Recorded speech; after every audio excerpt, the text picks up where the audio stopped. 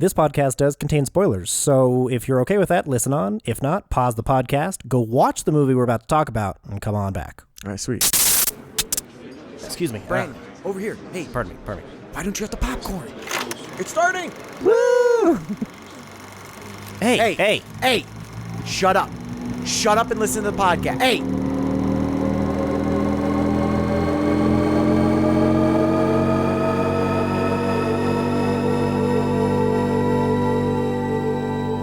There's a lot out there to see. This is what we watched.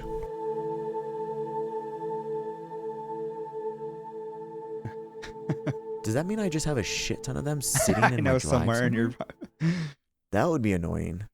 But we don't have time to sit here. All right. Okay. Hey, what we watched. Actually, what we watched. I feel like normally my Google Meets just told me it was reducing noise. Got angry at it. I yelled at it. Interesting. Usually when we say that, it's actually a movie club. But this time it is actually what we watched. What we watched. This is a podcast for movie lovers, TV lovers, and people who love cats. Yes, this week, and pizza. Jeff, we are officially a Jeff podcast, cat lovers. Oh, man. Because this week we're talking about A Quiet Place Day 1. And I don't know what else the main thing coming from that movie is other than Frodo, the cat. Cats and pizza. That's like I have a note written down that if you're a fanatic about cats and pizza, you will love this movie. Absolutely. You will understand the characters and follow this cat to the end. God, why are there so many humans in this cat movie? God. And it did really feel like that at some point. Oh man, I got so worried during like the first third or half of it though, because I was like, it's like, yay, they're like portraying a cat in like a good way, but oh fuck, is it gonna kill that? Like, is it gonna get the people killed or is it gonna get killed? And I was just like, but yeah, no, the cats rule the world. I'm with you, dude. I thought they were gonna. Okay, really quick. We were talking about A Quiet Place. Day 1 is the prequel to the Quiet Place, the original Quiet Place movie. At this point, I don't know if Krasinski. I'm gonna look really quick. He gets just credits. He gets story credits. Yep. Which means he realistically did not have anything to do with this other than producing. I'm sure he gave his opinions and stuff, but it's the same thing as like James Wan with all the Saws and like Conjuring and like created your franchise basically. Yes. So part of the writing credits is like who gets screenplay, then there's story, then there's like characters created, and there's definitely different levels of what writing they actually did on this. And the more and more when you're a producer and you start something and the franchise keeps going, you slowly kind of keep taking a step back, and other people take over. And so we're at the point where John Krasinski probably is not super involved. This one was the vision of Michael Sarnoski. Is that how Sarnoski? That makes sense. Yeah, I'd say Sarnoski. Yeah, something like that. Yeah, he has not done a ton. I know. I noticed one of his bigger things. Well, so jumping on top of the Krasinski thing. Oh my God, John Krasinski. I wonder you can say Jim from The Office. I'm fine with that. Jim from The Office as well. I wonder if this franchise has been giving him the opportunities to, like, he's been more writing and directing more of his own things since The Quiet Place 1 came out, if you've noticed. Like, he just released If earlier this year, which seemed like drastically different than, say, this franchise. So I feel like he's getting to play around with probably the money that he's kind of getting for getting writing credits on this kind of franchise. Right. Well, I think not only the money he gets from this writing credits, but also I think one of the bigger things, because off camera we were just talking about nepotism and all this stuff, and it's like it's such a boys club, and it's such like a tight knit in Hollywood sometimes, where you just get a role because somebody knows you, you've done something before. So like, you'll get a green light for Universal or whatever somewhere to produce and to start an idea because The Quiet Place was such a hit. So now it's like, oh wait, now we believe you. So like it's kind of like once he does one thing, then we believe you could do it again, so we'll give you a chance. Right. Before A Quiet Place, he wasn't even gonna get. So yes, I'm sure, the money that he's racking off this, I'm sure is doing great. But it's like him and he's married to Emily Blunt too. I think they are doing good on money. Yeah. Yeah. So Totally. I think it's a little combination of money and what the doors that get opened up for him. Sure. And that jumping off of what you just said there too, with back to Michael Sarnoski, the one thing that he is credited for that I think gained the most traction for him was Pig, where he got Nicolas Cage, and he also worked with Alex Wolff again on that film as well. I think that one's the one that got him, and the cinematographer too. I have his name down too, Pat Scola. They all worked on that movie Pig, which seems like it got him recognizable enough to get see it? This. I have not. I know. Pig? I remember when it came out, and I just didn't get a chance to see it. But I mean, I take it. Did you see it coming out? No, I did not. Okay. Unfortunately, that's why it was upsetting because like that's the only that's like the other big thing that he did. Like, yeah, I think you are correct that like, he did it, and then somebody and they did win some awards. Enjoyed it. They did win some awards, not Oscars by any means, but the IMDb score is only 6.9 on it. So that's why I'm like, I think I'm wondering if it might be more of a critics love than audience love. But so somebody might have seen it and being like, let's give him another chance or give him totally. Bigger budget. I didn't look to see what the budget is on this, but I haven't looked either yet. Who is this cinematographer? Let's see. Pat Scola. Pat Scola? I like that. Really feels like it should be one. I know. name. That's why I had to put a big break between them. I'm like, Scola. Pat, just so you know, that's the first one. Scola. Has he been doing other stuff other than working with Mike? It seems Sarnoski? like from what I saw, nothing like super recognizable to me, but like again, like Pig was the big one, but then a bunch of like independent features, shorts, music videos. Okay. So this is the big. This is the first big project for both the director and DP. Okay. Go well, because even the director only has a handful of stuff. Like, I mean, you don't even he's got scroll. 7 It's just, directing you have the credits. list. Yeah. Yeah, there is no 2 of them. 3 of them of his 7 directing credits are TV shows. Oh no, sorry. 3 are shorts. He has 8 TV episodes, and then Pig and A Quiet Place, day 1.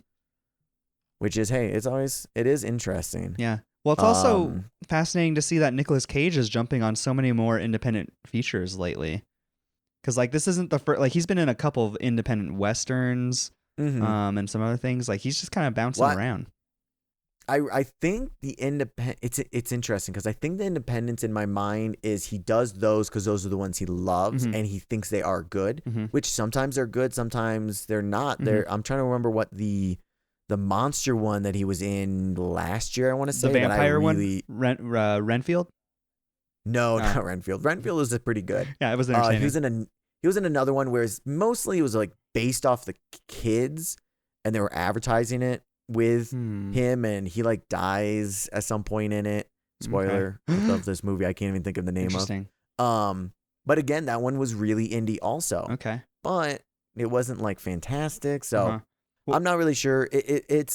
It seems like a good life to just grab the ones that you want and not have to worry about money necessarily anymore. Well, the newest one that he's in now is Longlegs. I don't know if you've seen or heard about that one yet. I've heard it's very scary. I'm very excited for that to come out. To see that, I'll actually get to see Max because we'll go see it with Max, I'm sure. I think it's out currently. I'm not 100% sure, but damn it, is it? That's what I meant. I'm excited that it's out currently. And I'm going to. All right, 1 sec. I want to see if it is. I think it's been out for like a few weeks. I just haven't been around to check it out. Really? Oh, release date? July 12th. Oh, never mind. Coming out soon to a theater near It's you. Not out yet. Thank God I'm not crazy. All right, I'm excited for that to come out.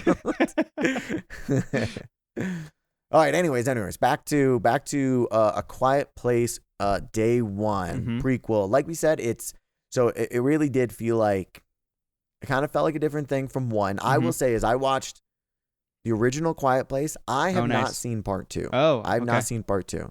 So if there are like connections or if it is a different vibe, I'm gonna have to go off of your viewing and memory of that. Now, like we said, Michael Sarnoski, didn't get a lot. He really got a chance. Do you think this is gonna lead to more chances? Do you think this was a good decision? What was your overall opinion? Are you talking about opportunities getting extended for Michael Sarnoski in particular? Yes. I think this will lead to more because two of the things that I came out of that theater really liking for this movie was the visuals and the sound design. One thing being in the sound design for when we watched felt a little too loud. I don't know if that was the theater in particular or not. It was just uncomfortably loud for almost all the action. But it felt kind of like high end, a slightly tinny, like sharp more than anything. Just sharp. And but to that effect, like this movie and this franchise, doesn't matter who's directing it, it seems like a really fun one to do sound design for, because you're dealing with sound is such a huge part of the story. So I thought that was really fascinating. The one thing that did bug me about the sound was that Joseph Quinn's character, whenever he was saying stuff and there was like, say, rain or something going on, I could barely understand what he was saying, but I could tell what she was saying. So I was like, there's something weird going on there. I kept trying to figure out if he was doing an accent, because right off the bat, I thought he had like an Irish accent. Then the second time I heard him, I was like, no, that's not Irish. I guess that's just a normal British accent, I think. But I agree with you. Like it was kind of hard. Sound design wise, I agree with you that it's like, it would be, and one of the reasons why the first one I think is very good is unique in the sound design, and I think you and I are gonna disagree on this. I didn't hate this one, but I did not love it.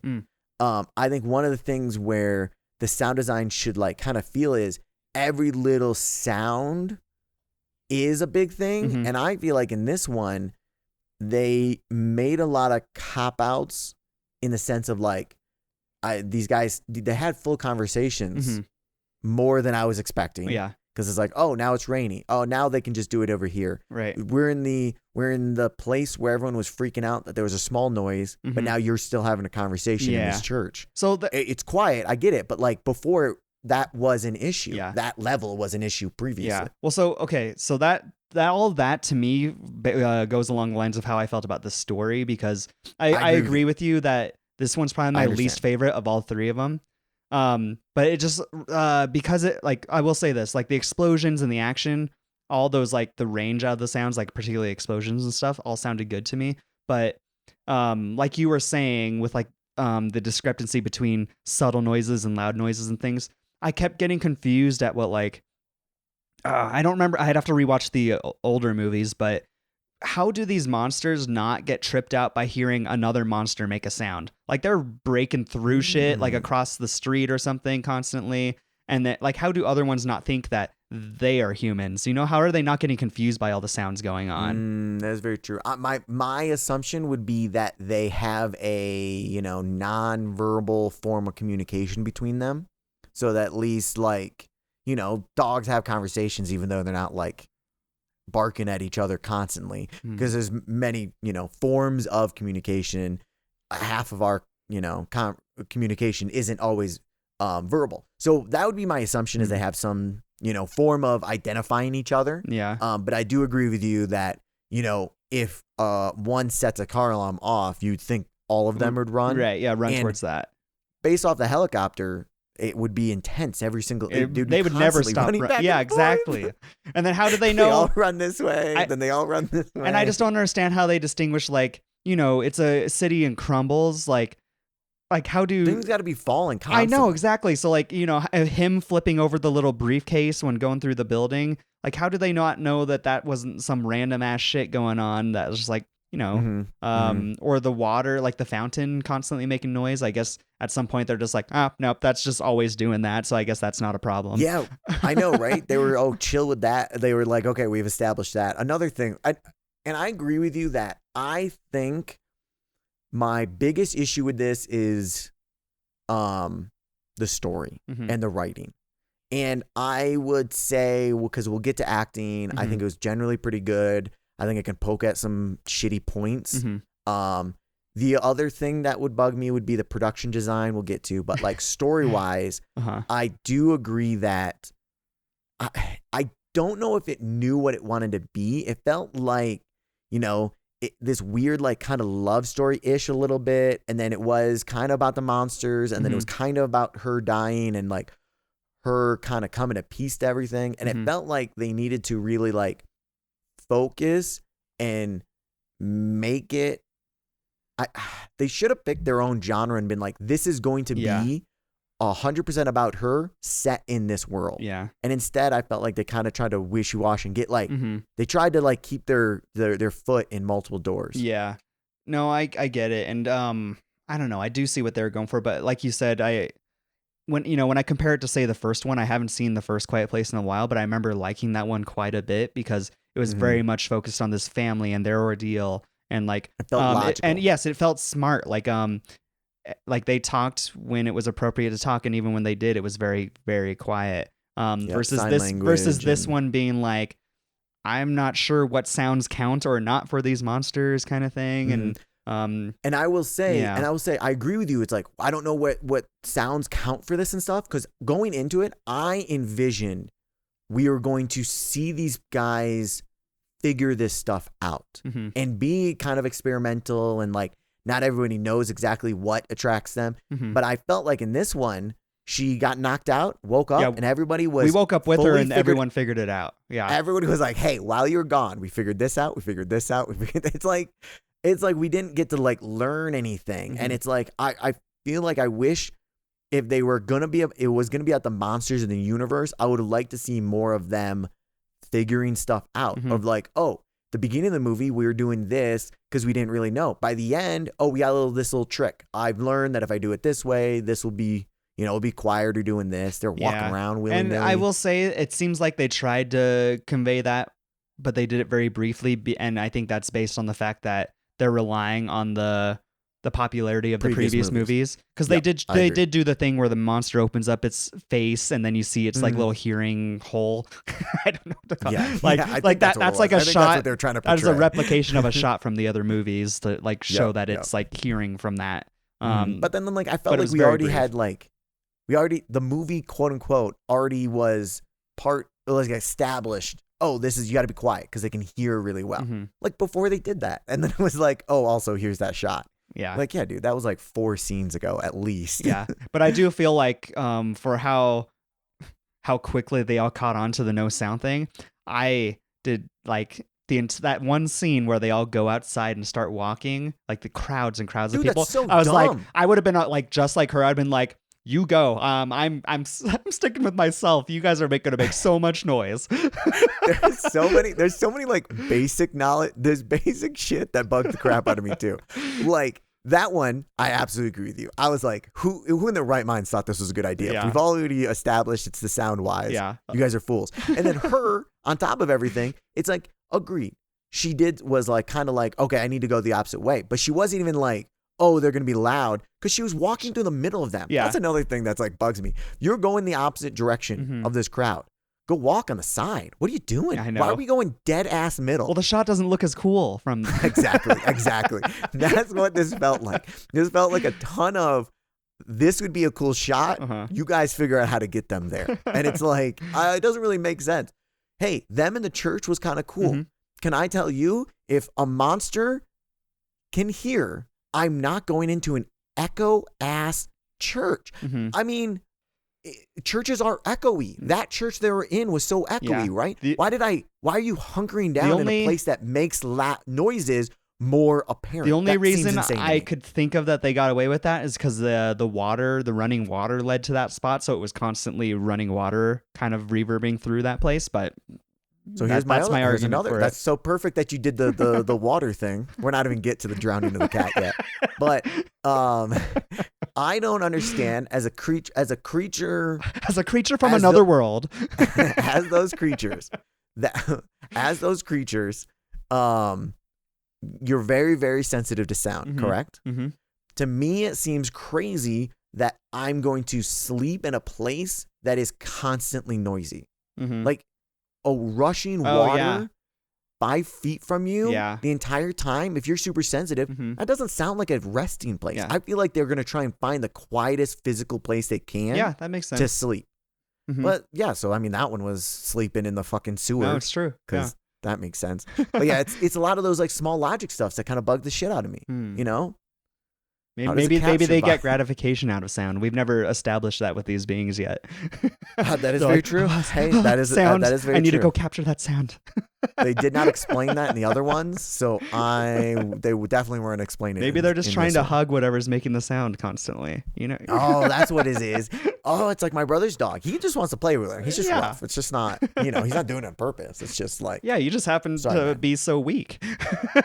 yeah. Maybe that's it. Maybe in their planet, they're all just like, there's another creatures that have no sound, but only sight. So when they run around, because they're excited about the sound, these guys get excited. Then they make the sound, they make the visuals, they hug each other, and then that's their planet. Oh, I wish we knew their language now. Just like when they're chasing them on the dock, like, oh, human, let's play. And they jumps off the water. So much. It's like, you guys know we can't swim, right? We want to play. We want to say the inside of you guys. They also figured out the swimming thing pretty fast. I guess I'm sure that's pretty easy. Somebody was on a boat and they were like, hey, they haven't crossed the water. Yeah. Oh, cool. Yeah, totally. We didn't even get to see like how they escaped the island, because they clearly escaped the island. Because I assume the first one wasn't set in New York City. No. The second one, oh God, it's been a while. Is more open world versus being like versus being in that one space that the first one's in technically. Okay. So the second one, really? World is opened up. Oh, no, the first one. And they end up going to like a radio station because I think they find out that there's a certain frequency that fucks with the monsters. So they're trying to broadcast that frequency. I remember that actually. Yeah. Actually, I do remember and that. then I think they figure out that they don't like water off of that as well. That second movie. No. Is it in the first one? Jeff, they already knew that. Okay, was it in the first one? That was established in day one. Okay. No, which day one's a prequel, so they knew they didn't like water before the other movies technically happened. These but people, then they rediscovered it in the other movies. Yeah, I don't know, whatever.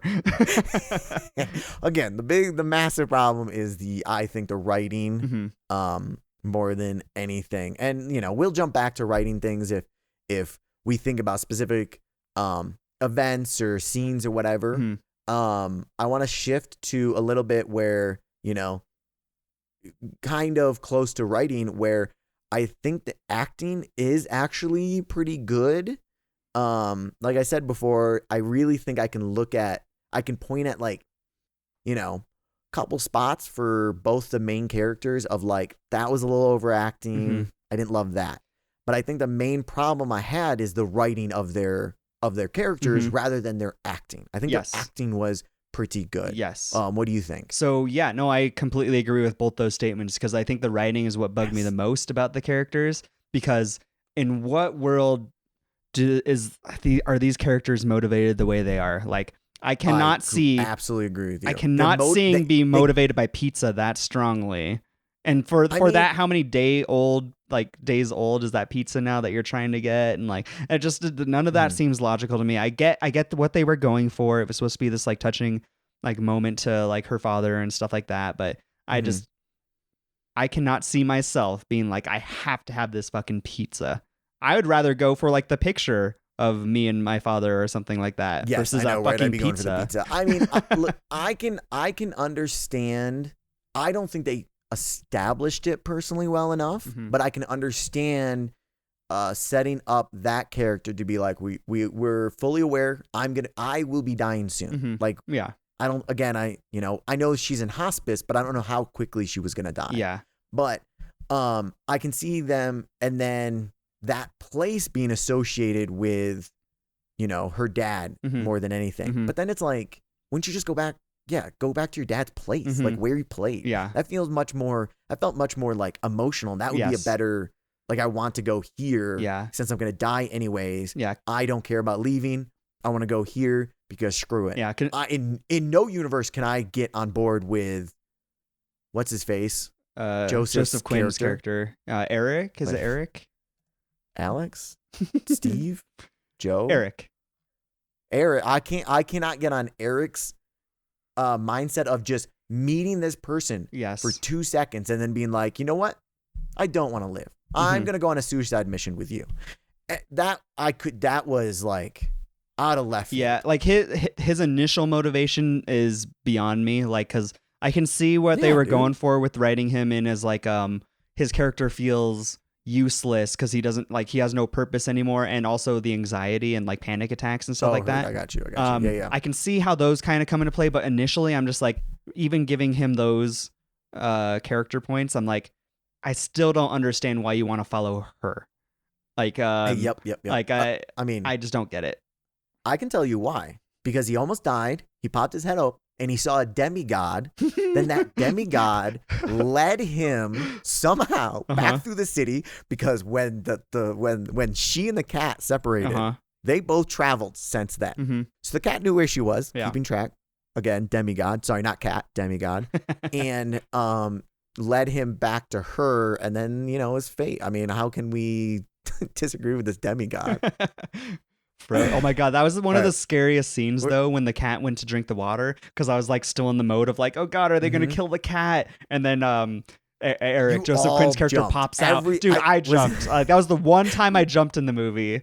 And the chick next to me jumped also. You jumped. That, I think, I'm trying to think, they did a couple of jump scares, and I thought, God, I think it might have been that one that I was like, I think that one was a good scare jump. And there were some other jump scares that I was like, that was a cheapskate one. Yeah. Where it's just like, the monster jumped out or something like that. But well, the classic one you might be thinking of is the generator, which I want to talk in that generator scene.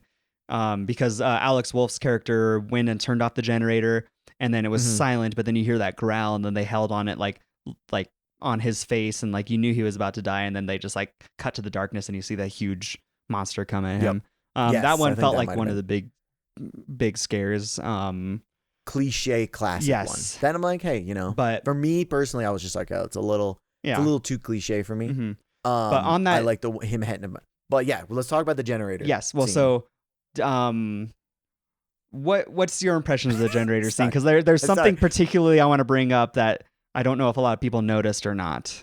When I think of the generator scene, I think of it goes to the sound wasn't consistent. This decibel level wasn't consistent because the Jenny was going like crazy, and my assumption is their logic was, it attracts the monsters, but then they don't come sprinting in like in everything else. They come bulldozing through.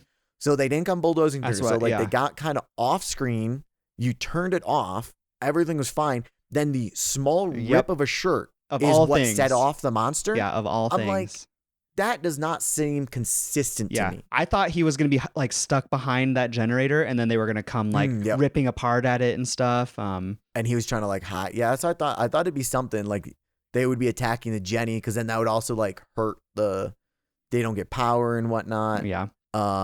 Yeah, that's unfortunate to me. That's all I think of. And I also think of, I don't know why Joseph Quinn character wasn't Alex Rubin's. Ruben is his character name. Alex Wolff. Alex Wolff. Okay, so Ruben and Eric, I think, should have been the same character, and I don't think they should have killed off Ruben.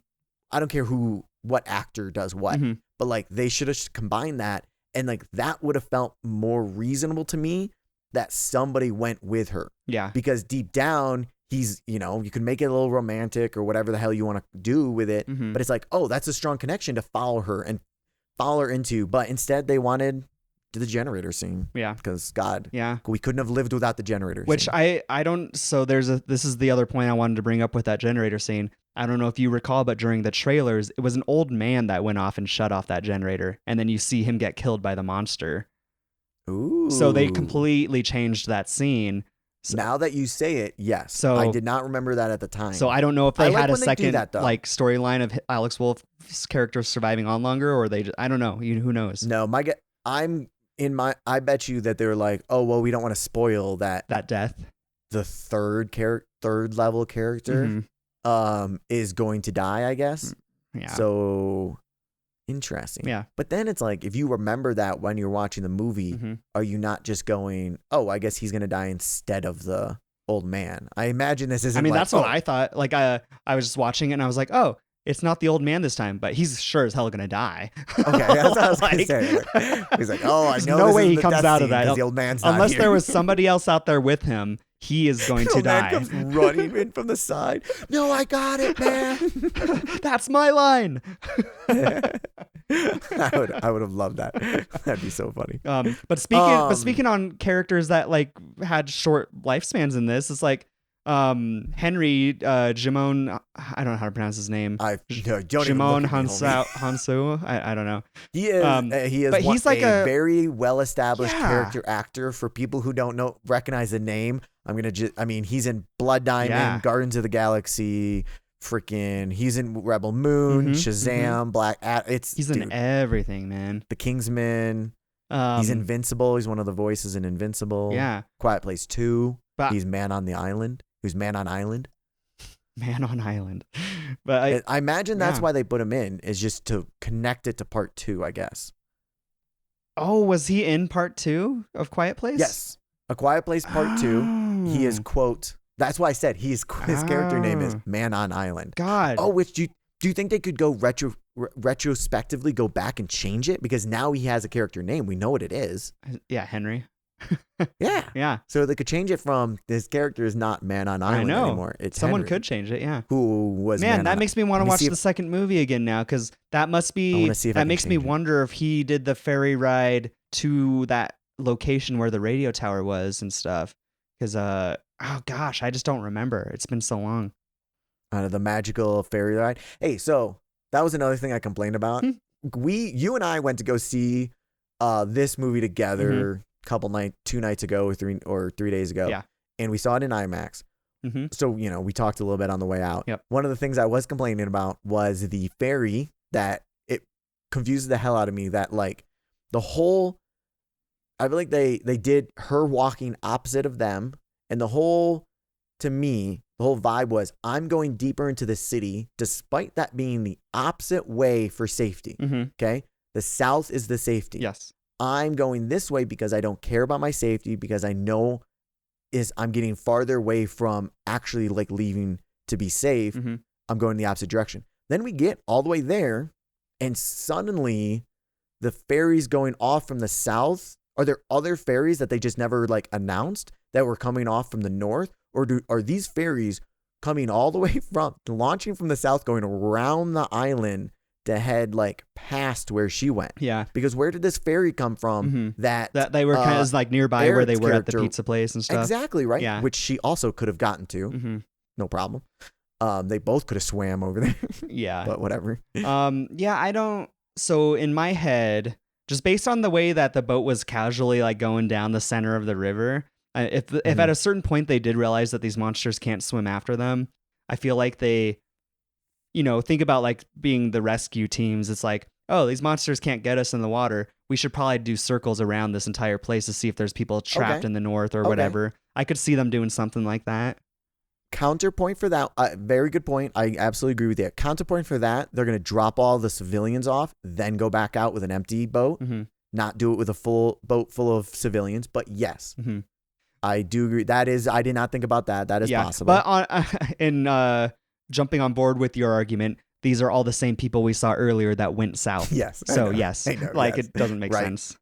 I know. It just felt like a very, again, like it felt very like a cop out to me, where they wanted, earlier in the movie, they wanted her to sacrifice herself and establish, this way safety, we're going this way. And then there was a cop out at the end because they were like, well, Eric still needs to get out of there alive because we've just established it. We want it. And so, we'll just have him pop out of nowhere, Yeah. That's what it felt like to me. Yeah. And I don't know what their intentions were with that scene, because like you're saying, it's like, in any movie of this type, she could have been running with him, and they probably could have survived depending on how they wrote it. Right. But but to that, I'm okay with. I was glad she died. Trust me, I was gonna be annoyed if they were like she lived after if that. they were like this whole thing was about her just like giving up her life. Yeah, and then she lived anyway. Well, to that effect, I don't know if it was supposed to be like mirroring what happened in the first movie with John Krasinski, like sacrificing himself so that the others could live, kind of thing. Yeah, I don't know if that's supposed to be kind of a mirror to that.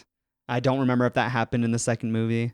For some reason, the first movie is more memorable to me. I think it's a I think it's a little homage to that, but it's also just that's kind of a cliche, you know. A Quiet Place, the first one, just did it well. Not like that was, killing off somebody who sacrificed themselves isn't necessarily the first time they've done it, but I think they did it better. In this one, it felt a little.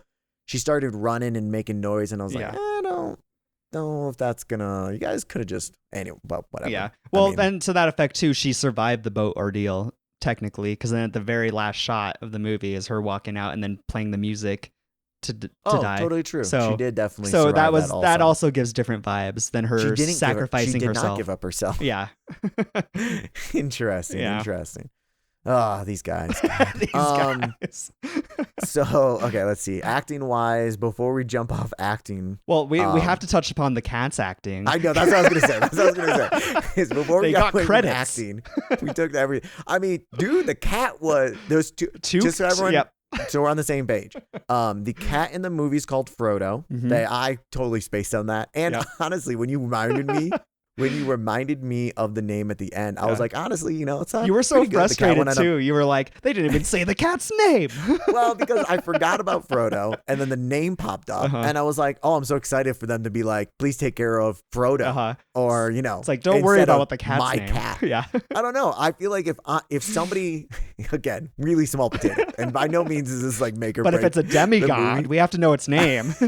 Yeah, but if I was sending a letter to somebody that's taking my dog, I feel like I would say, thank you so much for looking after and take care of Mushu, not my dog. Yeah. I don't know. I barely referring to as like my dog feels very formal. And if it was like, I wouldn't say my dog. Yeah. It's like saying my brother and somebody being like, I know who your brother is. Yeah, okay, I got you.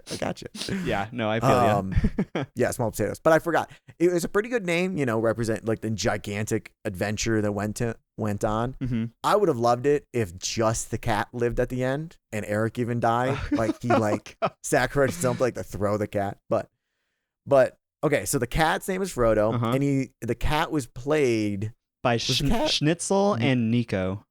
Schnitzel and Nico. Was the cat male or female? Do we even know? Frodo, I'd assume it was a boy by Frodo. I'm trying to remember if she referenced a gender or not. Yeah, by using like the he, cat. Him. Yeah. Her cat. Schnitzel and Nico aren't even credited on IMDb. What are you doing, IMDb? Oh, see, I gotta put in for Man on Island name change, and I gotta put him up credit. There might be at the very bottom. Sometimes they put in like uncredited, but he is credited. Anyways, so those two cats, honest to God, those cats were impressive. They were. This is one of the best parts of like whether fitting into the story and all that whatnot. Kind of that's part of it. On the other side of it is. These are just well-trained cats. I know. I really was trying the whole time. I just stared at the cat the whole time. Dude. Just to see if it does anything like what stereotypical cat like not like obeying orders and stuff. And honestly, sometimes it wasn't like the cat just ran like directly in a straight line. Sometimes it was, but sometimes it wasn't even that. It was like he kind of weaved, looked over, was doing this, then went over here. The only two times I saw that it like kind of didn't want to follow what they hoped probably was there was one scene of her walking out of the building with the cat, and the cat was kind of dragging, like she was kind of having to pull the cat a little bit. I was gonna ask about that because that's definitely like she was dragging that cat. Cammy with her harness, like it's not out of the question that if I start pulling her, she's just gonna drag her body on the floor. Yep. So that was like Nico and or Schnitzel did a good job there, despite probably being like, I don't want to walk right now. But then I think it was actually the same shot because then it like I think it pans over and it's the wide shot of her walking down the center of this like destroyed city. And I think the cat was like, sometimes it was running onto the left and then like came over to the right, and then like it wouldn't line up exactly where you probably would want the cat to, but it was doing it felt cat more things. natural. Yes. Like when they do when they beeline and then you don't see him again, I'm like, okay, that was adorable. Yeah, we got a cat to run in a straight line. There's a treat over there. But like I feel like they did so. And one of the things that both of us noticed that I think is just it shows how well they thought out this cat stuff. I would love to know how much they actually put this thought into. Yeah. But I think we assume that they put a treat or a toy or something under the chair. Yes, in the bar. So when we got to the bar, so the cat like ran to the chair, went to the chair, but then like kept playing underneath it kept and reaching it was like, underneath. That was so perfect. Yeah. Yes. And it was like, it felt so natural. Realism cat. Yes. We're into the real cats. Yes. Not these Hollywood bullshit cats.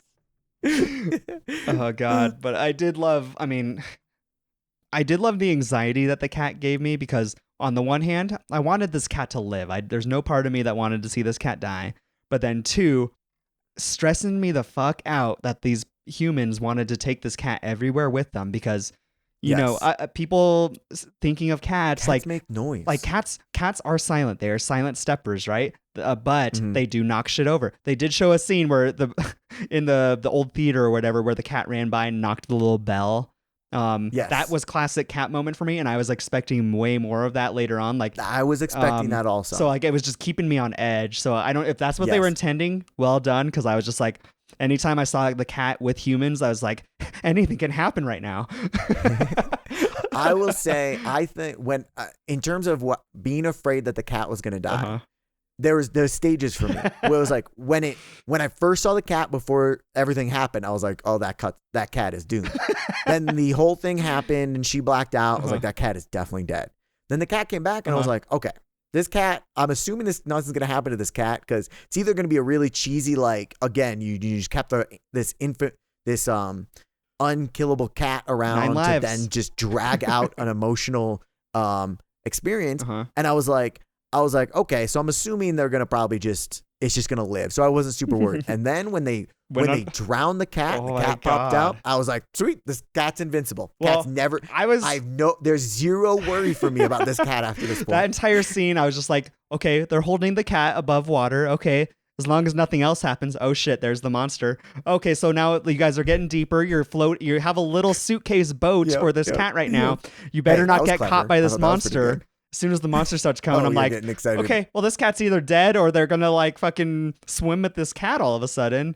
And the only things I could think of in my head was, does this cat not breathe like the same, like have the same, like the monster goes underwater and drowns immediately? In my head, I'm like, does this cat not probably have the same instincts as an animal or a creature going underwater? Like it probably tried to breathe too. But she goes up to save the cat. She goes for people. It's the sewer scene. You're floating like you're saying, and then when they see it, and then they have to swim. She swims up. She takes the cat's head and shoves the cat farther into the bag, folds over the top, and I'm like, that was aggressive. Yeah. And then she just puts that under her arm and is swimming under the water for a long ass time. Yeah. So apparently the cat mentally understood, okay, I'm going under the water. I need to hold my breath. Don't get injured. Like, we'll hold it. Yeah. And then we got to the other end. They popped up and they just cut to, hey, the cat's there. Yep, and the cat runs up first. The cat was like, fuck you guys. When she put the cat back in the bag, that was a portal, and he teleported to the other end and then just like popped up. It must have been like the Harry Potter bag that Hermione has, where it's just infinite space. Yes, that must be it. And then the cat got wet because there's a sink in there also, and there's like a bath, and that overflew. It was just cleaning itself. Yes. But hey, the cat was I was cool with the cat, but I just didn't like the rest of the movie, so I got focused on the cat a lot. The cat just at one point caused I was so constantly much pointing at the cat, whatever is in frame. I was like, oh, establish the cat. Dude, the cat was like half the cutaways. They were like in a scene and we need a generic cutaway. Cat.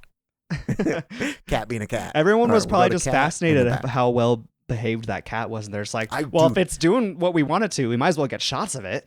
I would love to know the level of like, was the cat always supposed to be this involved? Did they grow on it? Like, the janitor in the first episode of Scrubs or whatever. It was only supposed to be an episode, and then they loved him, so they put him in everything. I bet it was like that. The cat showed up, build up to the breakout scene, and they're like, you know what? Let's keep this cat around. We love this cat. I mean, I bet the cat was written in to the extent of putting Eric and Samira's character together initially.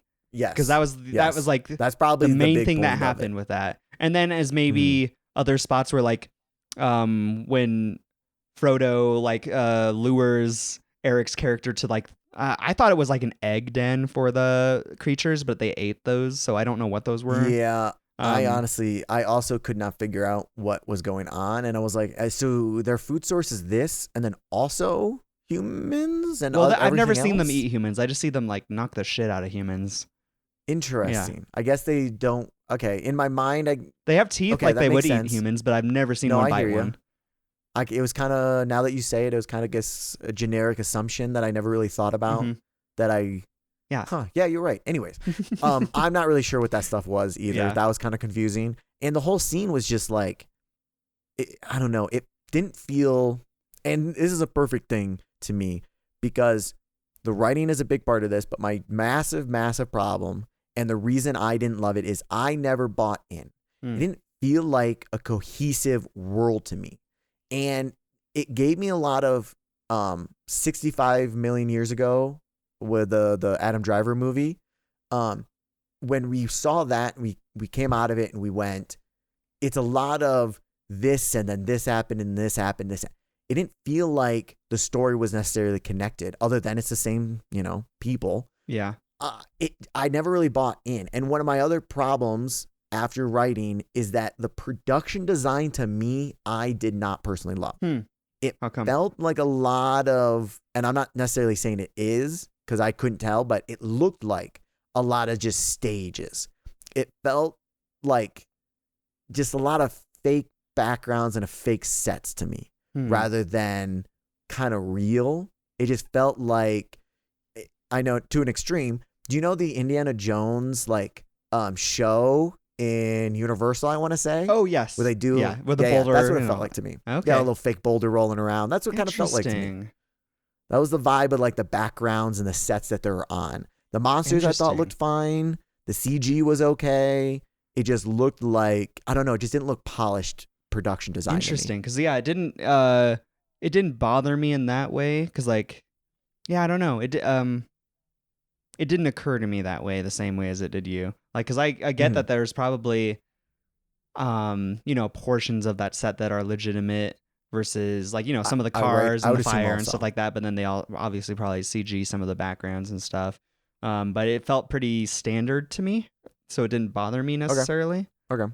And hey, there's always the possibility that, I wasn't loving it early, so then I'm just going, ooh. Yeah. That sucks. Like, so once you start, start, he's got a wart. I can totally get where that's coming from, because there was one time I went to, I think it was Universal Studios, and then there was they had this studio set with the destroyed airplane that they classically used on War of the Worlds with Tom Cruise, where it's like turned over and you see all the seats and stuff like that. They've used that same set for other shows and other things, but it's like once I saw that in real life and then I see it in, say, one of those movies, I'm just like, it kind of, I am aware of it all of a sudden, so then it feels less real, in a weird way. But it's just, so once it got in your head, I can see why it might be like bug you the rest of the movie. Yeah, and honestly, I wouldn't even say like the production design looked bad or anything. It just didn't feel like cohesive. That's my big problem, is like it just didn't feel, I didn't buy into the universe. They did not hit my level for suspension of disbelief.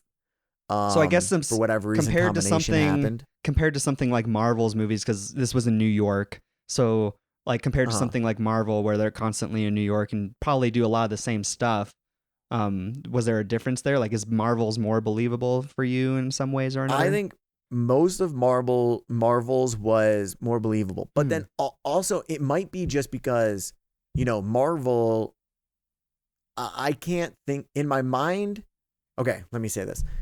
It is a post-apocalyptic, quote unquote, ish world. Day one is. So you can't have normal New York City. Like, they have to make it look something drastically different. Marvel, I feel like the New York City stuff, they're much more like normal New York City, right? To the extent of that, there's constantly destroying the city in a lot of like, say, the newer ones. Like, think of like Infinity That's very War true. and like Avengers and stuff. They're constantly exploding buildings. Cars are exploding. Yes, but I feel like they do a lot of mostly CG stuff like that. So I guess maybe the CG just looked more believable because in like Marvel, for example, because it's all CG and maybe a ton of it's CG. I think to me it's the same combination. That's why I bring it up as a comparison, because in the Marvel movies, I feel like they do have some of those cars flipped over and fires, but then they CG the backgrounds. So that's why they seem comparable to me. How much like there was like the one explosion in day one, and then other than that, it's mostly running around. Mm-hmm. It's not like they were doing stuff with the production set. Sure. It felt more like it felt very apparent that, they showed up on that day and these are actors walking around on a set. And maybe it's, directing tips and tricks and be like, if we go at this angle, it looks better. Or if we go this angle, hide it a little bit less. Don't put it so much in frame. Yeah. Because I just remember from this movie, A Quiet Place Day One, there were some cars and fires in the background that were they were legit, or they looked really good to me. Like okay. So that's why I feel like there was they might have had a whole street kind of destroyed in post-apocalyptic, like maybe a block radius, I guess, or like it seemed like a decent amount of space. But then obviously the further down you went, that like shallow depth of field that fell off or something or other could have been CG, as far as I can tell. Yeah. So it's hard. Like I think that's why to me they did a good enough job that it's like, it's causing the questions for me. I'm like, that could have been CG, but also there was a lot of real things. So I think it was. They sold it to me. And that's very fair. That's why I don't want to when I say I didn't love the production design, I don't want to say the production design was bad necessarily. It just, for me, my viewing, it definitely, for whatever reason, it definitely triggered. Not triggered. That's not the correct word. Got triggered. I did not get triggered. This is fucking. I did not get triggered. It's all fake. You were like that guy on the building who's just like, we're all gonna die. This is all bullshit. You don't know. This isn't real. It's like people walking up to wrestling. This isn't that. They planned this out. Yeah. So does like all of our entertainment, dude. When did this suddenly anyways? I was trying to pull up the page to see their shooting locations, if they have them up. Tribune. They shot. Wow. They shot in two places. On location in London, England, and New York City. Nice. So there you go. I guess it was real. I guess. I don't know. That's all I got. Those are the two places. It's not uncommon that I feel like it's a thing in New York where they'll block off a couple of like streets, as long as the production can like rent and go through the like specific processes you have to go through with the city. You can block off like a certain amount of blocks for the period of time that you need to shoot there. And they shot in a little over a month, from February 6th to April 11th.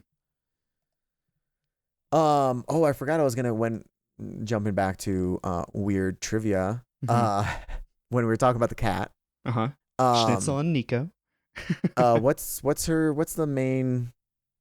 the lead's name? The character name? Lupita. No, her real name. I would pronounce her name Lupita Nyong'o. Yeah, she was actually apparently really afraid of cats prior to this. She had to go through, and this is a quote from IMDb if we do. She had to undergo cat therapy to play. She explained, I love this quote. Can I just, she says, I was terrified of cats. I couldn't be in the same room with a cat. I was suspicious of them. I was pretty sure they were out to get me, but I wanted to play Sam so badly. And she has this cat, so I had to face my fear. Yeah, they hired somebody to bring in. Yeah, so she was really afraid of cats. Is that not something you ask your actors when... I don't know. So okay. She also probably can ride horseback, but never been on a horse. No, I can sword fight. I can see how this played out, honestly, because just based on what you said, she really wanted this part. So she was like, "Oh God, there's a cat that goes with her everywhere, but I got to get over this cat thing." So she just like auditioned and got the job. I will be cool with the cat. I wonder how frustrated some people were that they were like, "So wait, you like we've been in pre-production for how long now, and you're telling us now that you're afraid of cats?" You better get this shit squared away before we hit production. Holy crap. I would be so angry. The weird. Okay, sorry. Did you know one of the producers on here? I did not realize one of the producers Michael Bay? is. Yeah, dude, I saw Michael it on the Bay's a credits at the producer? theater. I was like, huh, interesting. I didn't see that. That's so random. Yeah. Interesting. I don't know if he was on the other ones. I mean, he's I don't think so. like be honest. The main thing he does now is like produce. I feel like. Mm-hmm. Yeah. And I wonder to what effect that means. Like, I wonder if he owns like at this point, like a pyrotechnic company or something. And just like, they were like, oh, we need more explosions. Michael Bay's good at that stuff. No, he was a producer on A Quiet Place 1 also. Oh, okay. Interesting. So I'm sure also he probably doesn't have as much say.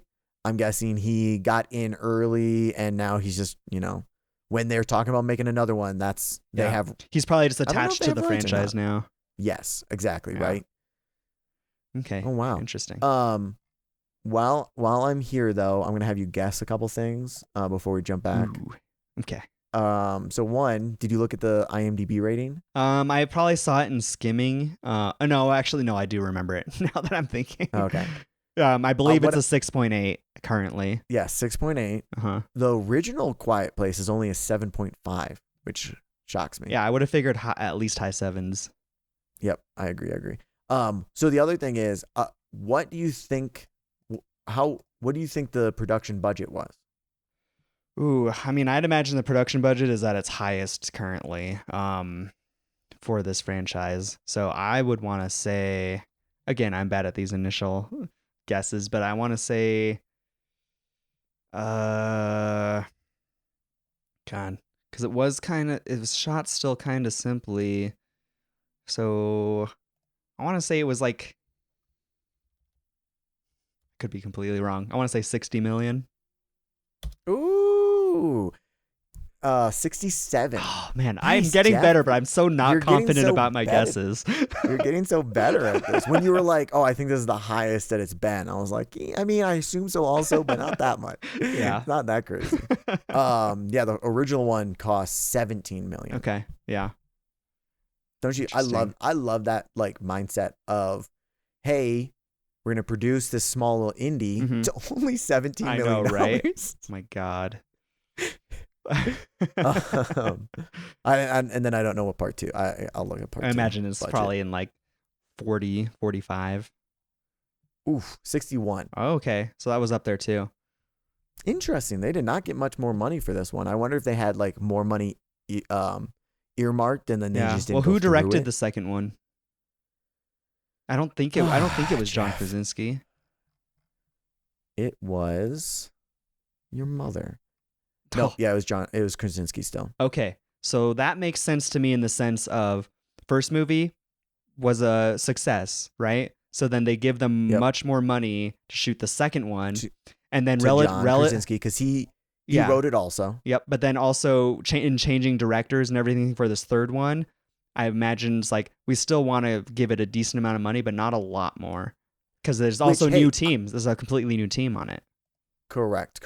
Yeah, and that's another thing. We'll look at the box office real quick while we're Guessing.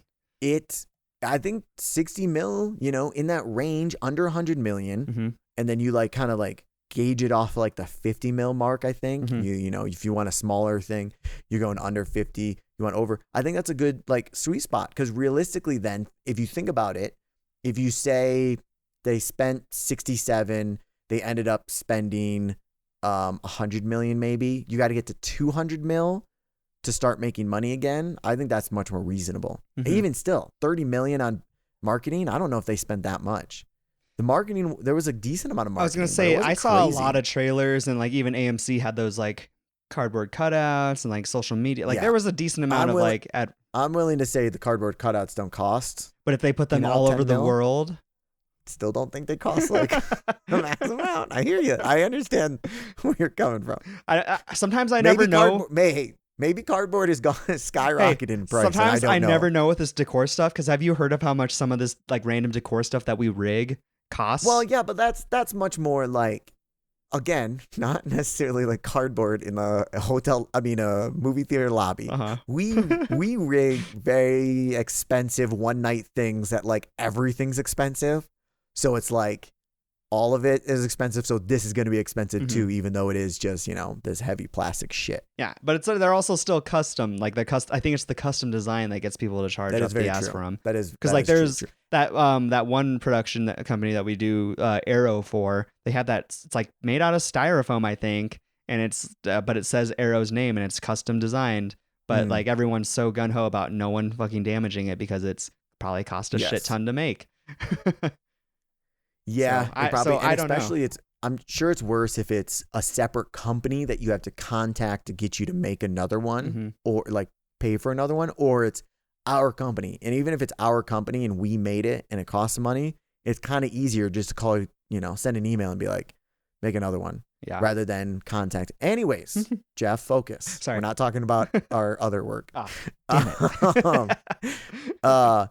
So we are talking about this on July 1st. We saw it in the opening weekend. It came out June 26th. So as we're talking about it, it has only been out a handful of days. So it's basically one weekend. Did you see any numbers at all? I'm just going to kind of tell you, not for you to guess or anything. So opening weekend, domestic opening, $53 million.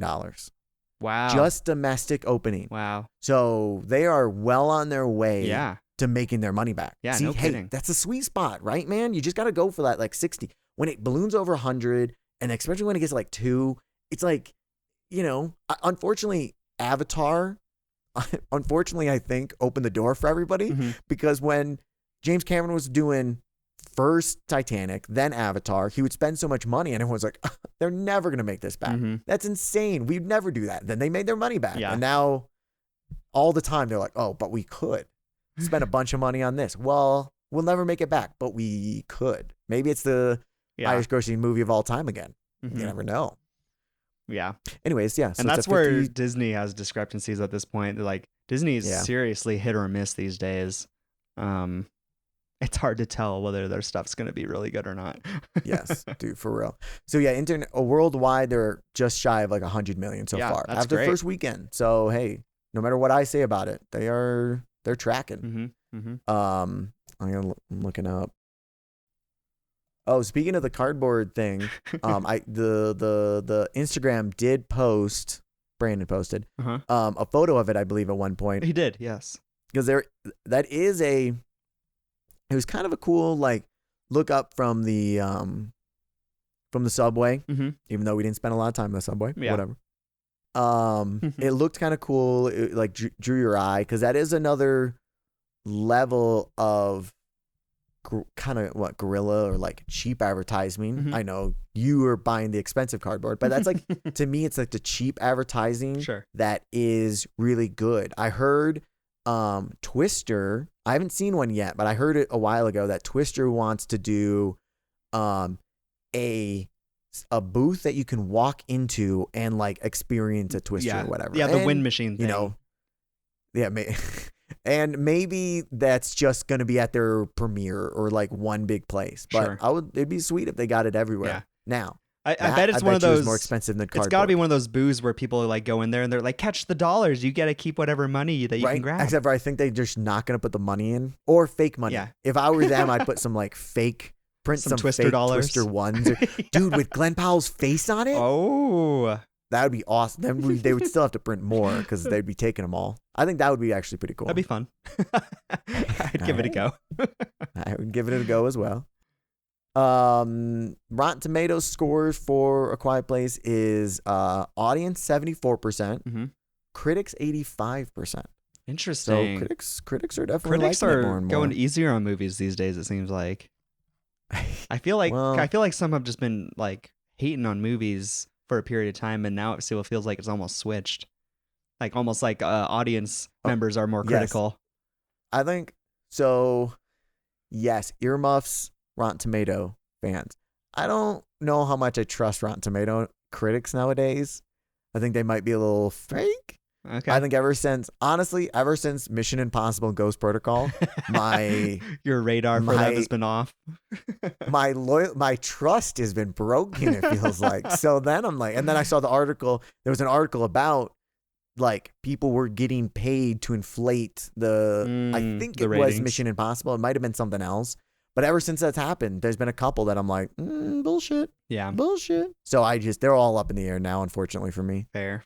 IMDb seems more consistently accurate to me, though.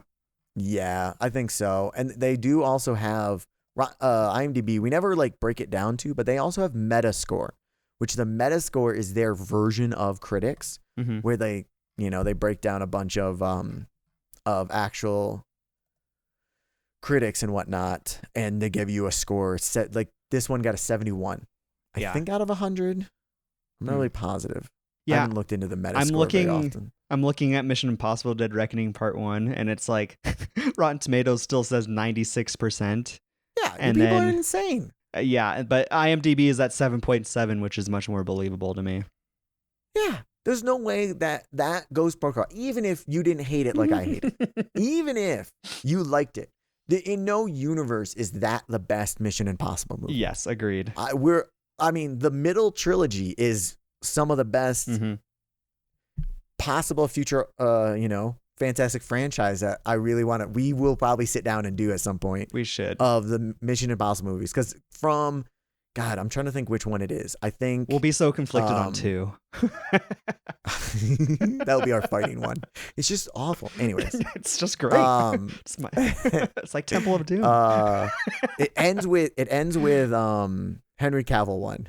What was that? That one was Fallout, I believe, and that one's my favorite. Okay, that's the end of the 3 movie span that I think is fantastic. That I think is unbelievably impressive. Yeah. And honestly, those 3 could stand on their own. And then there's movies around them most of them are pretty good.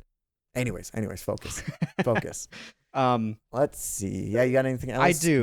Because earlier in this episode, I explained that 2 of my favorite things were the visuals and the sound design.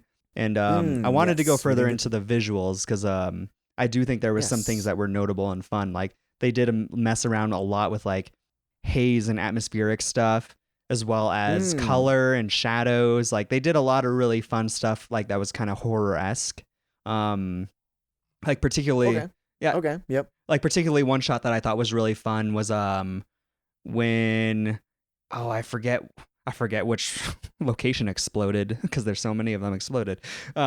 But there was one where like we're like in at a stairwell. I want to not quite the beginning, but like because I know she got knocked out by an explosion. Yes, it wasn't that early on. It was like in a beginning stairwell of the breakout. Sorry, the invasion. Yeah, no, it wasn't not the beginning of the movie. The one I'm thinking of wasn't those, but it was at a stairwell to where they could go up, and I think it was the helicopters flying over, and then they were about to go up, and like a railing fell down right before they got out. And then a bunch of dust came up and stuff, and then you start. Oh yes. And then you start seeing the silhouette of like one of the monsters through the haze. But then as that haze got thicker, you lose that sense of that silhouette. And then I thought it was really clever because in my head I was like, at any point that thing could be just like revealed, like in their face through that haze, like once it dissipates. Yep. But then it ended up not being there, and I was just like, that was really fun. And it did definitely give a little bit of horror vibes here and there.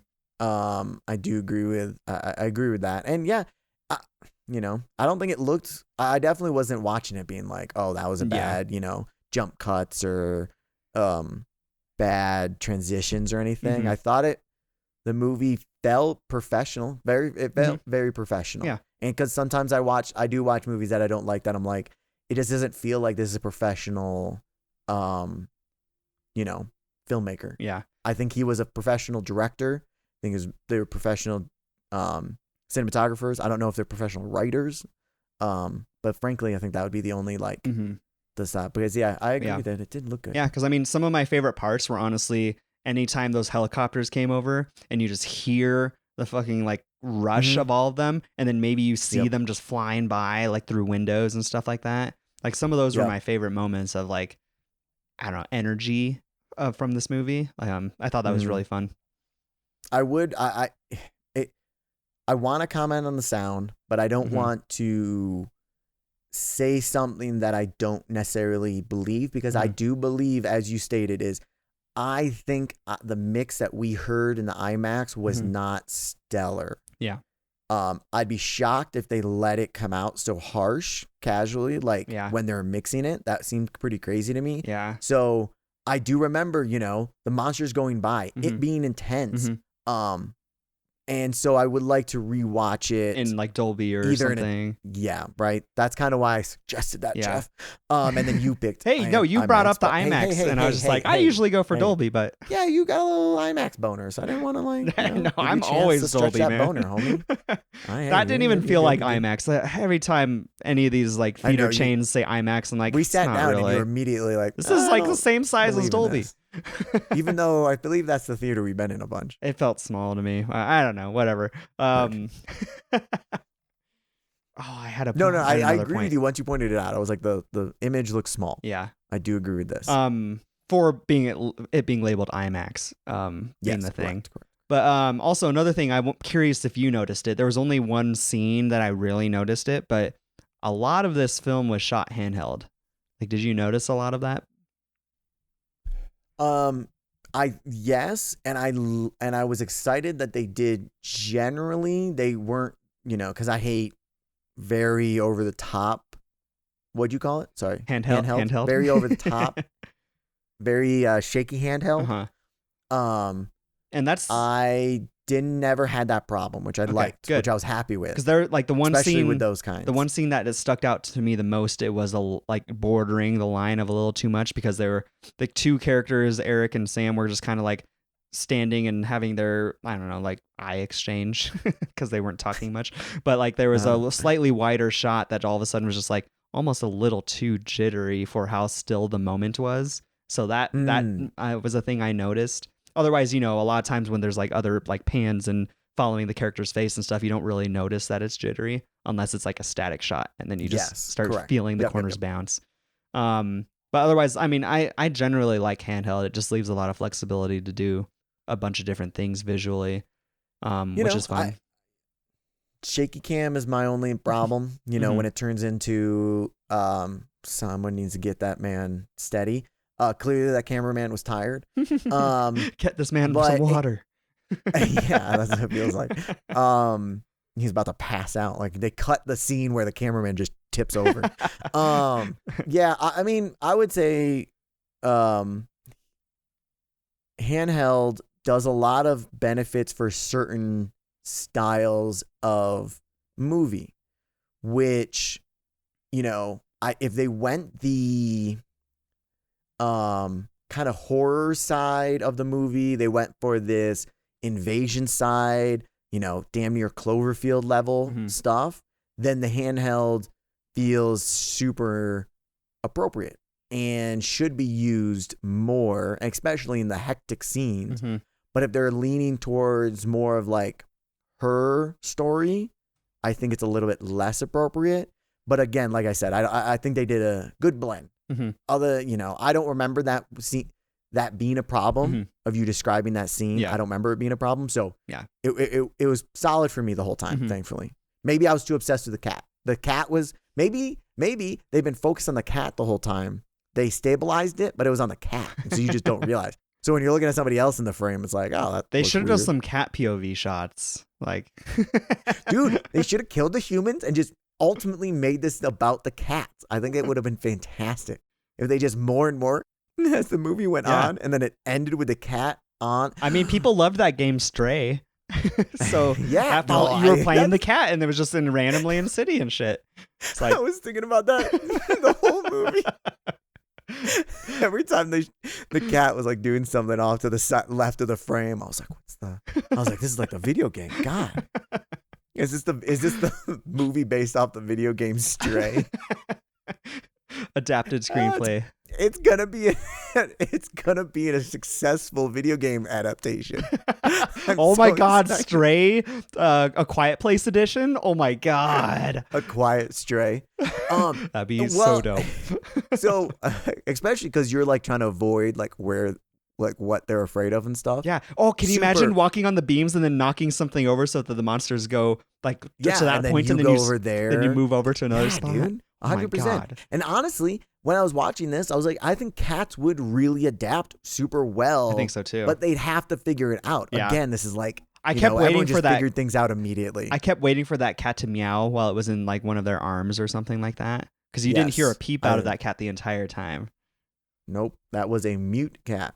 Very much. I think it purred once, maybe. I feel like did I heard purr. it. It did purr. And that was about it. Other than that, it was silent. Yep. Not even a yawn. All I can say is that I want more Schnitzel and Nico in more movies. I want to see another movie where I'm just like, that's the same cat. Yes. Well, so I really think that these guys watched Fall of Anatomy. The dog got so much praise, and they're like, what is this bullshit? Let's do our cat Are you talking about counterpart. Anatomy of a Fall? What did I say? Fall of Anatomy? Yeah. Yeah. Okay, just Anatomy making of sure. the Fall, and they saw the dog, and then got dyslexia. But yeah, the dog got a lot of a lot of like love, and I think, was he at the Oscars? Oh, I don't know. I missed it if it Ooh. was. Do you think the cat's gonna show up at the Oscars? That'd be sick. Oh my god. I don't know if the movie's gonna be big enough. Because, do you think this could get nominated for any Oscars? It might be sound design. I could see would be that. the only thing, but I don't want to commit. But to... the cat didn't make any sound, so. Well, I think if it's nominated for literally anything, then I could see the cat coming out, making an appearance, and like carrying the little envelope. Yes, oh my correct. God. That's what I was gonna say. That'd I don't be know. so I don't know cute. if you'd be carrying it in his mouth, or like you attach it to his back. I think attach it, because if you put a treat up on that podium, or if there's a podium, he'll jump up to the podium, and then the person can take it off. He could do a lot of things. He could go chase this mouse first, then I'll go find this person that's gonna drown, and then I'm gonna go find. Then I'll be to the podium. Yeah. That'd be awesome. Wait, we called it here if it happens. Yes. We said it first. We called it here. So before we rate it, you did have one more thing, right? I did want to go back to acting a little bit because, like we said earlier, we think the weakest part about some of the stuff going on was the characters and the writing versus their acting. One of the scenes that stuck out to me the most in terms of acting was for Joseph Quinn, and it was when he was actually doing the magic show on the stage. He did fucking great. He, like, his little mannerisms and everything. I was like, that showed his range. That scene showed how much acting talent he has, and I would love to see more of him in other stuff. Yep. I wanted a movie of that. Frankly, I wanted him to act. It felt like he acted differently there than the other places. I agree. And again, I'm sure we could, crack open the egg and be like, well, in his life, he really loved that, so that's where he feels most comfortable. So he's much more, whatever. We didn't get any of that. Yeah. So he's different acting, and I thought, I agree with you. It was fantastic. Yeah. I loved that. I thought it was so cute. Yeah. Like I would have been fine with. Also, you got to tell me, was there some like deep, like low lining sexual romantic tension between them? I couldn't really tell. I mean, yeah, I think that was the whole thing. Is like you maybe there is, maybe there isn't, kind of thing. Like, or and I would have been fine with making this like a kind of like weird, dark, not rom-com, but dark love story maybe. And it never gets kicked off because she dies. She was dying anyways, but they're experiencing this and figuring out. And I would have been down with that. And that's what that magician scene really felt like to me, which was it felt like they just had such chemistry, and his acting was so good, and it was just like I wanted more of that. Yeah, that was same. like the peak for me in terms of acting. I agree with you, Jeff, and writing too. Like, I don't know who wrote it. I wonder if it's improv and like the actor came in going, like, I know card want tricks. This. Yes, right. I'm wondering. He's like, oh, we want you to kind of do something that involves her. As like your assistant, and he's like, I got it. I know magic. I love this. Let me do this. And then that's why he maybe fell into it. Yeah. But hey, let's remake, oh my God, the Christopher Nolan movie. This was going to be hilarious if I thought about it. If I could remember the name. What's the one that he's a clone he has a twin the whole time? Prestige. Yes, I really wanted to say Memento, and I was like, that's not right. Prestige. Let's remake Prestige and have Eric do it. That guy do it.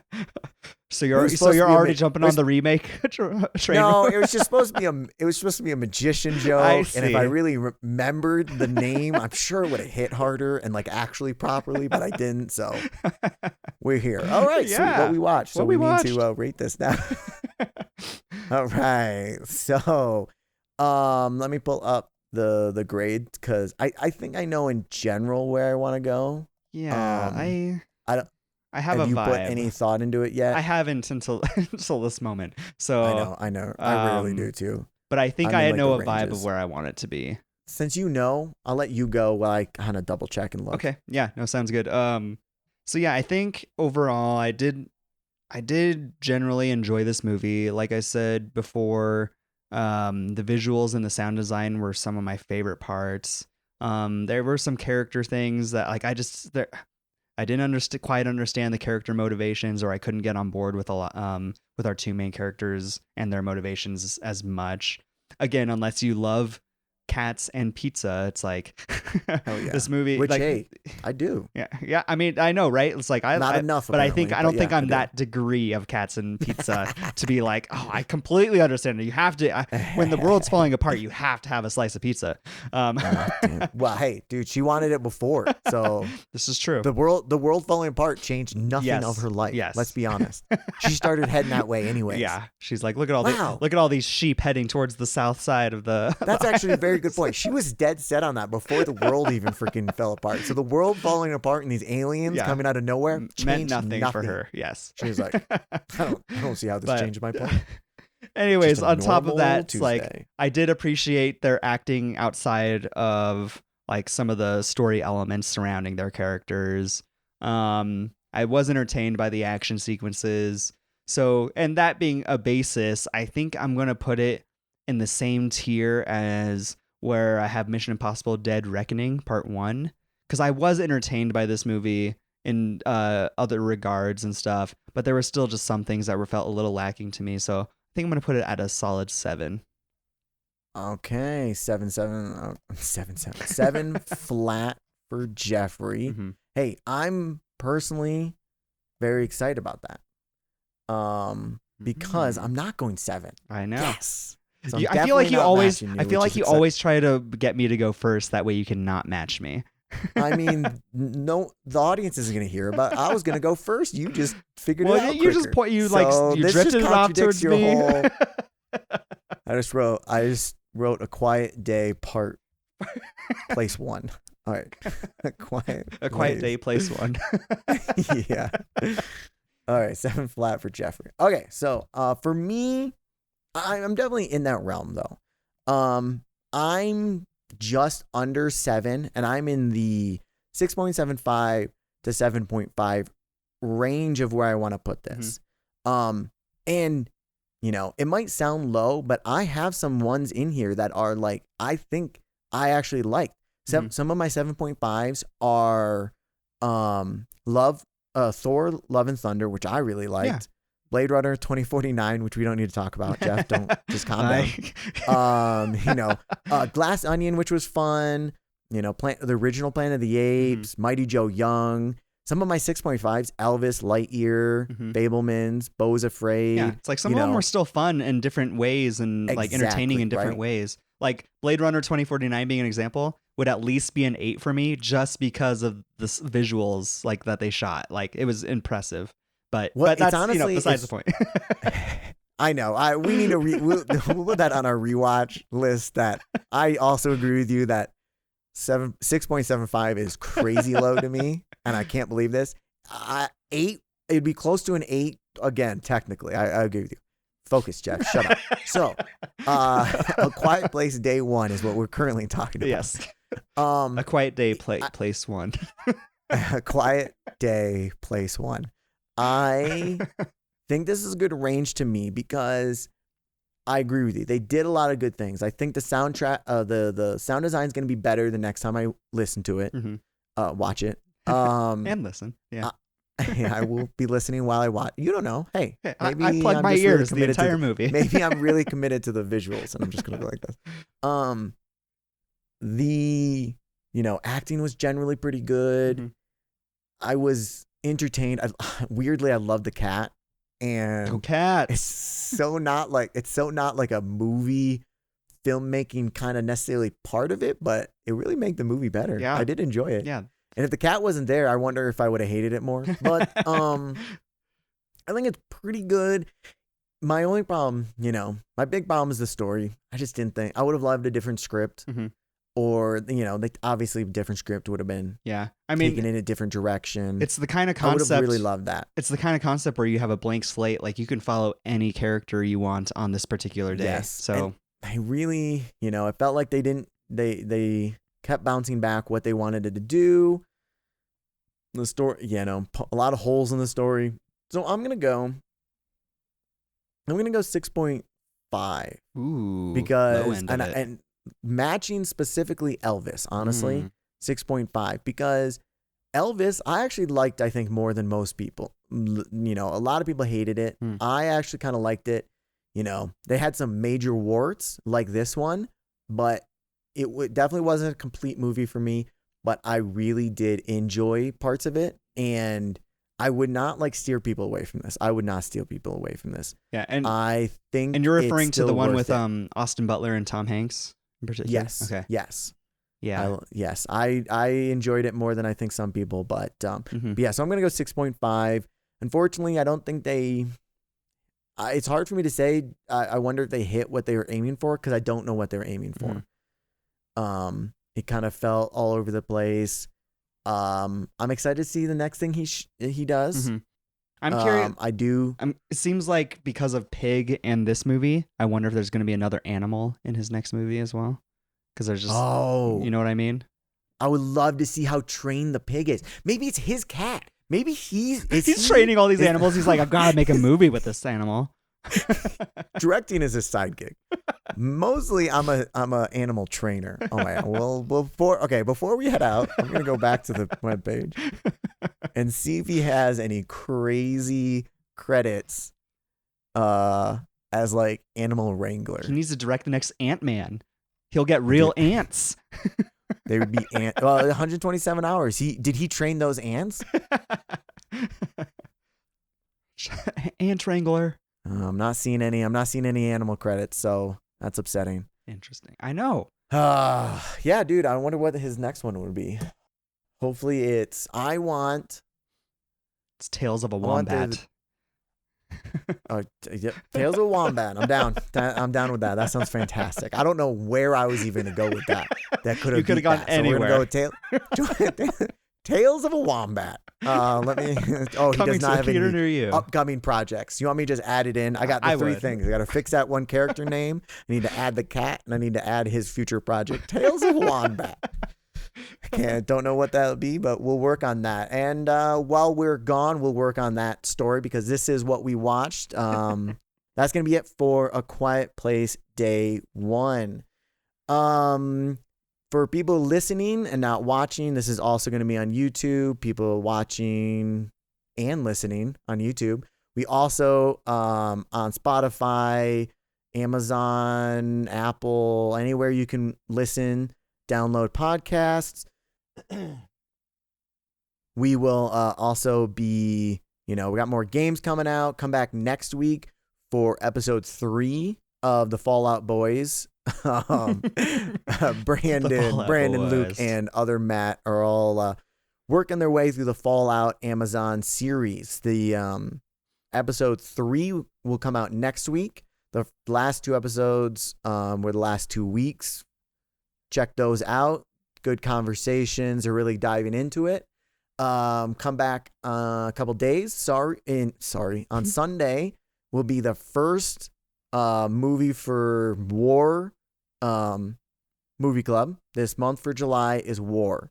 We are going to be talking about 1917. I know for sure we'll be talking about 1917, Jojo Rabbit, and then do you remember what the last one was? Oh, man. I know we picked and I forgot. I want to say it's I'll know it Full if Metal you say Jacket. That sounds right. Yes, I believe it's that. So we're gonna have 1917, Jojo Rabbit, and hypothetically Full Metal Jacket. So yeah, if I don't know if people have seen it or haven't seen 1917, gorgeous movie. I'm so one of my favorites. I will be watching it gosh. tonight. and I'm debating if I want to turn my projector on. Oh yes. Which I think I probably will. And I'm so excited about it. So oh man. everybody definitely come back Sunday where we gush for, hopefully it's only like an hour and a half episode. I'm sure we'll be gushing over it for a long ass time. Yes. Sweet. Well, thanks for seeing movies with me, Jeff. Yeah. That's it. I appreciate everyone coming in. Like, subscribe, check out our other stuff. Come on back. See some games. I don't know. We honestly have a bunch of stuff. And so, tell a friend. And that's all I got. Yeah. I don't know. Say goodbye, Jeff. Bye. Bye.